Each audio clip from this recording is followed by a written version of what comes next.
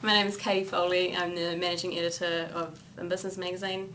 I did Yes at Dyson School for Girls, probably a few years ago now.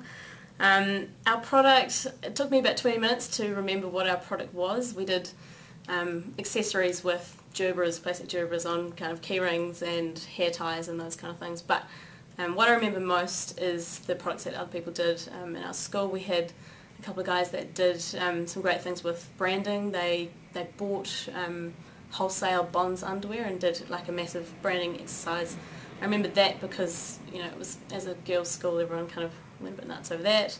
And then I remember when I was in my first couple of years at university, a family friend who'd done, it was a group of girls at St Cuthbert's School who'd done, it was right when the restrictions had come in from the airlines around what you could take on planes, and it had to be in certain size of containers and in carried plastic bags, and they were the first guys that I saw that produced kind of stuff that you could buy all in one that had the things that you could take on the plane. And I remember being a bit jealous and thinking that was a really fantastic idea.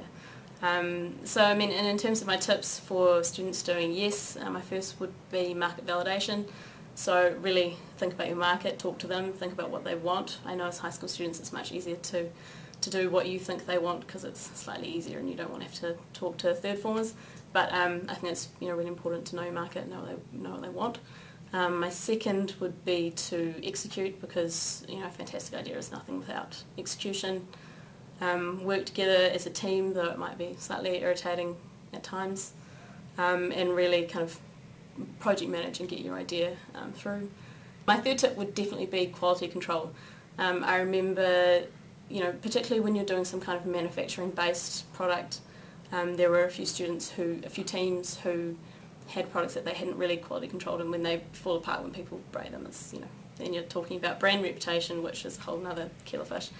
There was a group that made stress balls that was basically flour and balloons that exploded, and then I think our ones was the flowers on the hair ties that would come off when you put them on. So I definitely say quality control if you're doing something manufacturing based. And my other tip for more long term for students would be to learn language, because business is global now. If you want to be able to work for an overseas company, if you want to get experience overseas, and I think you need to be learning a language, you need to be interacting with people from different cultures, because it's not just about New Zealand anymore. It's your base, but the kids, they need to be able to work overseas as well.